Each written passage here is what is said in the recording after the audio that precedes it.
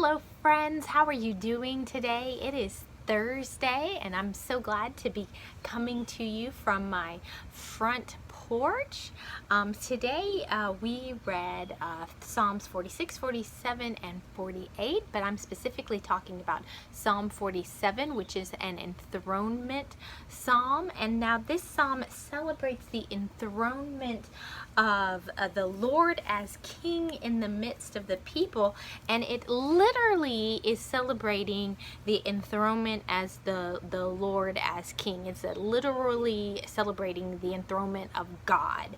And so to just listen to a few verses. Come everyone, clap your hands, shout to God with joyful praise, for the Lord Most High is awesome.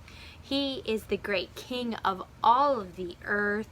God has ascended with a mighty shout. The Lord has ascended with trumpets blaring. Sing praises to God. Sing praises. Sing praises to our King.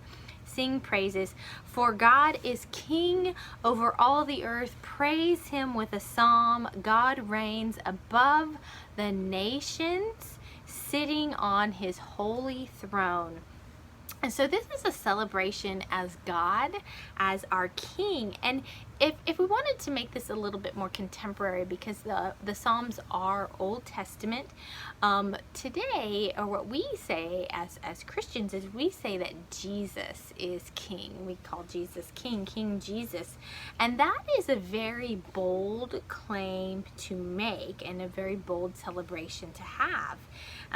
If we say that Jesus is King, or to say that Jesus is our King, because when we say that, we are proclaiming that Jesus has the authority in our lives, because that's what a king has. The king, or a king, has authority in somebody's life.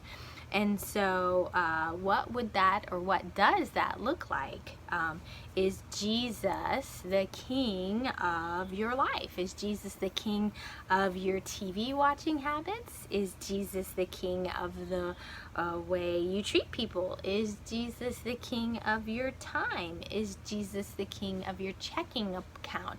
Or is Jesus just the king of Sunday? So when we say Jesus is king, though, we mean Jesus is the king of our entire lives. So it's not just a one day a week thing, it's an all the time thing. And so when we say, again, that Jesus is King, we're saying that Jesus has the power and the right to give orders in our lives and to make decisions. And so we need to really give Jesus that authority. So we say that Jesus has the decision-making ability to say what we watch on TV. So do we give Jesus the right to make the decisions about what we watch on TV? Do we allow Jesus to make the decisions in our lives about how we treat people?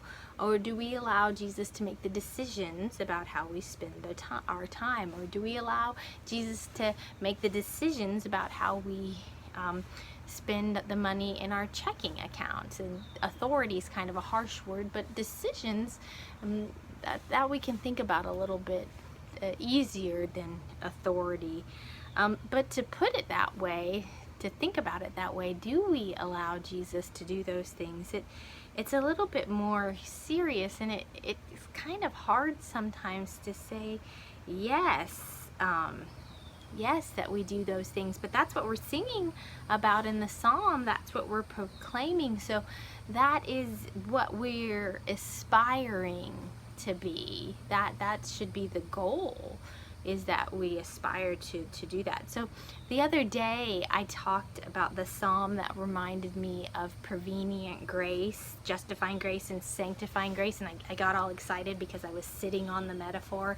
I said the prevenient grace was the porch, and justifying grace was the door, and sanctifying grace was the house. And the deal with sanctifying grace is it's like the rest of your life, and that if you're a good Wesleyan or Methodist, that you're always striving towards perfection. And so So we're striving towards giving the decision-making power and the authority in our lives over to Jesus, and really living into that proclamation that Jesus is King, and allowing Jesus to be the King of our lives, and to be the first thing, the thing that's over top of everything in our lives. And so it's a hard thing to live into, but it is what we are proclaiming in this psalm, that Jesus is King.